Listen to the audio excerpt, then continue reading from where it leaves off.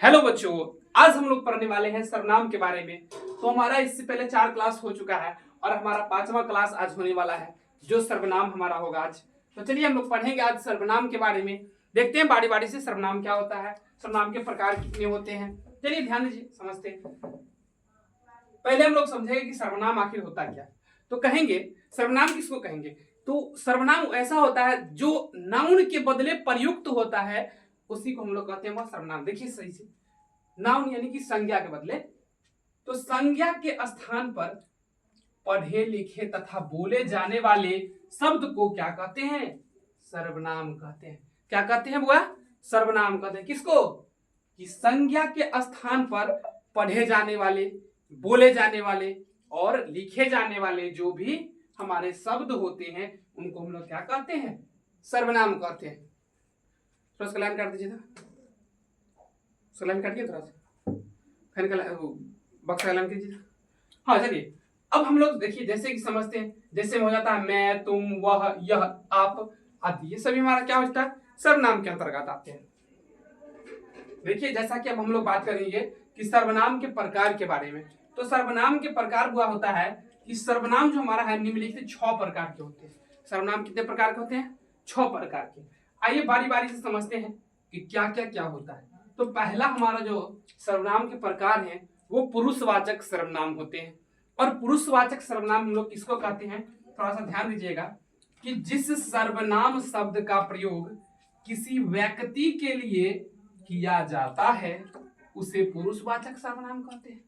तो किसी व्यक्ति के लिए जो प्रयुक्त किया जाएगा वो कौन सा सर्वनाम होगा, कौन सा सर्वनाम होगा, पुरुषवाचक सर्वनाम। कौन सा सर्वनाम, पुरुषवाचक सर्वनाम होगा। जैसे में देख लीजिए, तुम, तुम्हारा, हमारा, हमारा, हम, हमारा, आप, आपका, ये सब जो है किस में आ जाएगा, पुरुषवाचक सर्वनाम में आ जाएगा। किस में आ जाएंगे, पुरुषवाचक सर्वनाम में आ जाएंगे।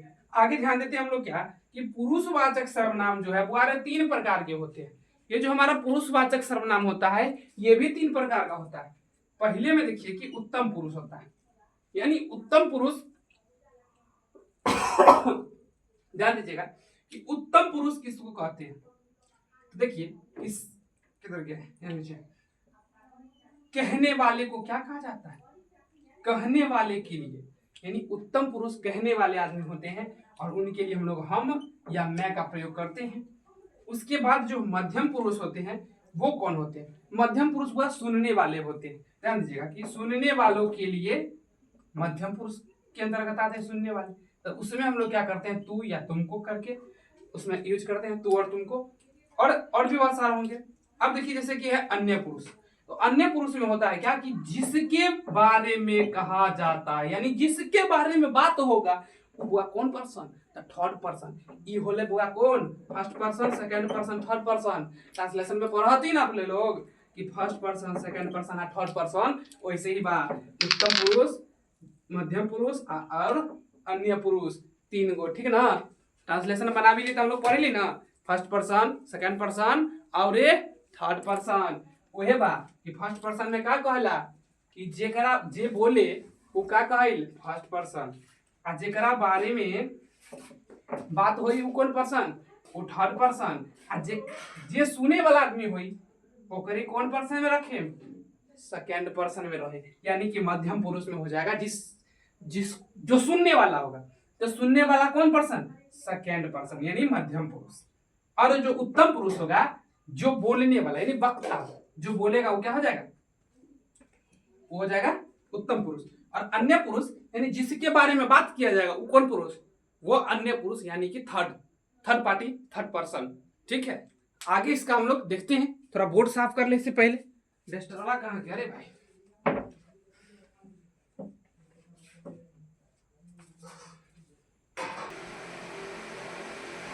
चलिए हम लोग इसके प्रकार के बारे में पहला हम लोग पढ़ चुके हैं, ठीक है। दूसरा हम लोग देखेंगे।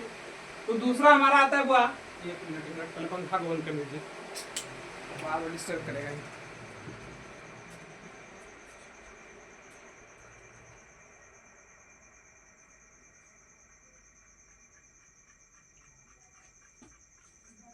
तो चलिए पुरुषवाचक हम लोग पढ़ चुके थे, अब हम लोग पढ़ना है निजवाचक सर्वनाम क्या होता है।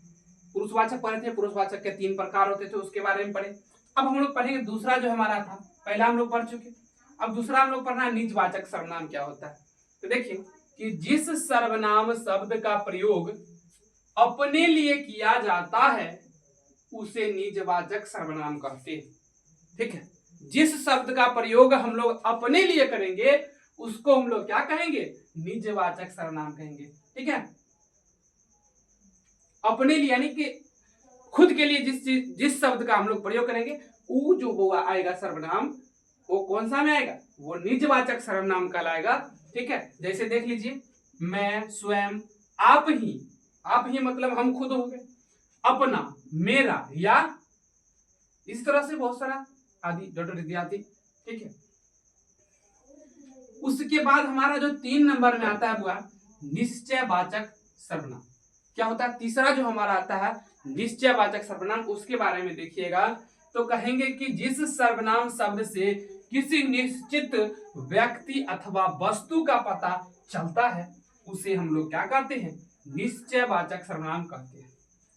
कहने का मतलब क्या है कि जिससे हमारा क्या होगा, किसी निश्चित व्यक्ति अथवा वस्तु का पता चलता है, यानी किसके किसके बारे में देखिए बता रहा है कि किसी निश्चित, यानी कोई निश्चित व्यक्ति के बारे में बात हो सकता है या किसी वस्तु के बारे में बात हो सकता है ना।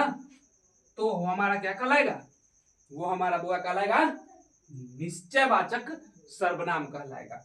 अगला जो हमारा आता है 4 नंबर में, वो हमारा है अनिश्चयवाचक सर्वनाम। तो अनिश्चयवाचक सर्वनाम हमारा क्या होता है, ध्यान दीजिएगा थोड़ा। तो कहेंगे बुआरे कि जिस सर्वनाम शब्द से किसी निश्चित व्यक्ति का, ध्यान दीजिएगा, पता नहीं चलता है, यानी ऐसा सर्वनाम जिससे किसी निश्चित व्यक्ति का पता नहीं चलेगा तो वो कौन बुआरे, अनिश्चयवाचक। ध्यान दे ले, दोनों में तनके के अंतर बा, देख ले, ई में निश्चय लगल बा ना, देखिए निश्चय बा, आई में लगल ओ। निश्चय में क्या होता था, किसी खास व्यक्ति के बारे में, देखिए निश्चय में क्या होता था कि किसी निश्चित व्यक्ति अथवा वस्तु का पता चलता था, लेकिन एकरे उल्टा होएगा, ए में की होगा तब बवारे पता नहीं चलेगा। देखिए इसमें क्या होगा कि कहा गया क्या कि जिस सर्वनाम शब्द से किसी निश्चित व्यक्ति का पता नहीं चलता है ओकरा की कहेंगे, बोले निश्चय नहीं।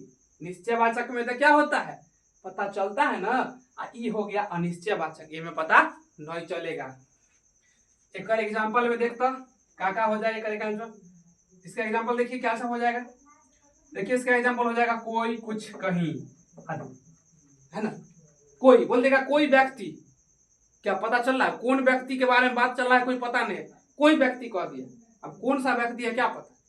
उसी तरह से यहाँ कह दिया कि कुछ, बोल देगा कि कुछ मजदूर खेत में काम कर रहे हैं, अब कितने हैं ये पता तो यहाँ से क्लियर नहीं चल रहा है, लेकिन वही देखिएगा निश्चयवाचक में, तो निश्चयवाचक में वो पता चल रहा था ना, क्या कह रहा है, देखो निश्चयवाचक पता चल कि नहीं रहा था कि बोला यही मजदूर है, उसके बाद यहाँ कहेगा वही, अब वही कहीं पहले उसके बारे में बात हुआ होगा, तो बोला होगा कि वही जो वहां जो आया था वही मजदूर वहां काम कर रहा है, तो इस निश्चित है ना मजदूर। या कह सकते हैं ये या वे, ये भी कह सकते हैं, ये कहेंगे ये लड़का ही था, मतलब निश्चित उसका पता चल रहा है।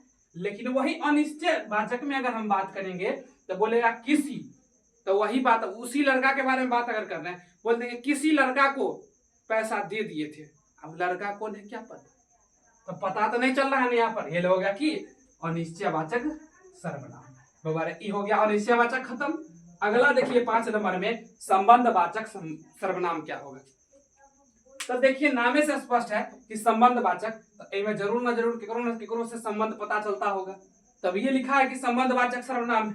तब ये देखिए कहता है कि जिस सर्वनाम शब्द से किसी व्यक्ति या वस्तु के संबंध का पता चलता है, क्या बोल दिया रे कि व्यक्ति या वस्तु के संबंध का क्या होता है, पता चलता है, तो ओकरे बाबा की कहते हैं संबंधवाचक सर्वनाम। समझ में आया आप लोगों को कि देखिए नामे से स्पष्ट था क्या संबंध, तो क्या पता चलेगा रे, संबंध है ना केकरो पता चलेगा, तो संबंधवाचक सर्वनाम बुझ गया ना तुम लोग कि जिस सर्वनाम शब्द से किसी व्यक्ति या वस्तु के संबंध के बारे में पता चलता है। क्या चीज का पता चलता है? संबंध का ज्ञान होता है या संबंध पता चलता है, तो उसको हम लोग कहते हैं संबंधवाचक सर्वनाम।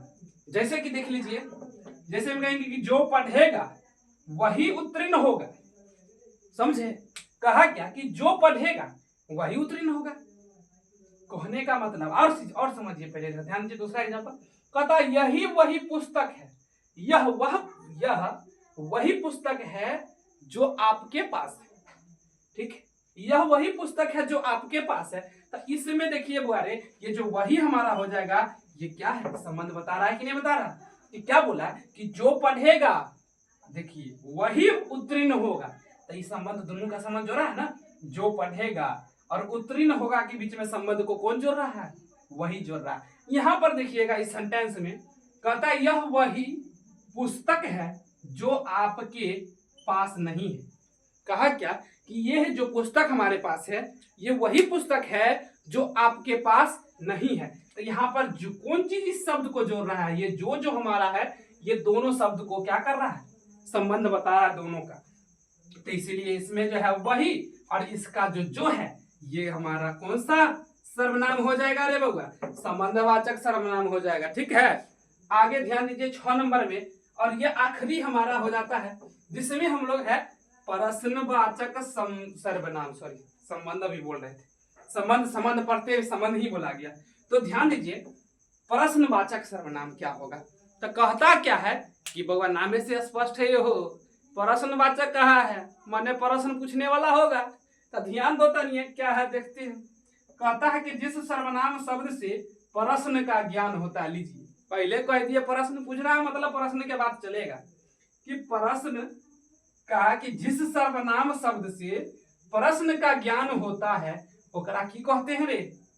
ओकरा की कहते हैं? प्रश्नवाचक सर्वनाम कहते हैं। ठीक है, एग्जाम्पल में देखो भाई, तब बुझले बात, कौन, क्या, कब, क्यों, है ना, कहा। तो ये सब क्या प्रश्न पूछने का काम करता है। ये सब प्रश्नवाचक क्या हो जाएगा?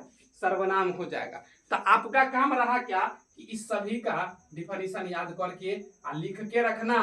ठीक ना, सभी अपना नोट्स करके तैयार याद कर लीजिएगा बढ़िया से। ठीक है, आगे हम लोग 5वां क्लास में आगे पढ़ेंगे अगला। चलिए, आज के लिए इतना ही काफी है।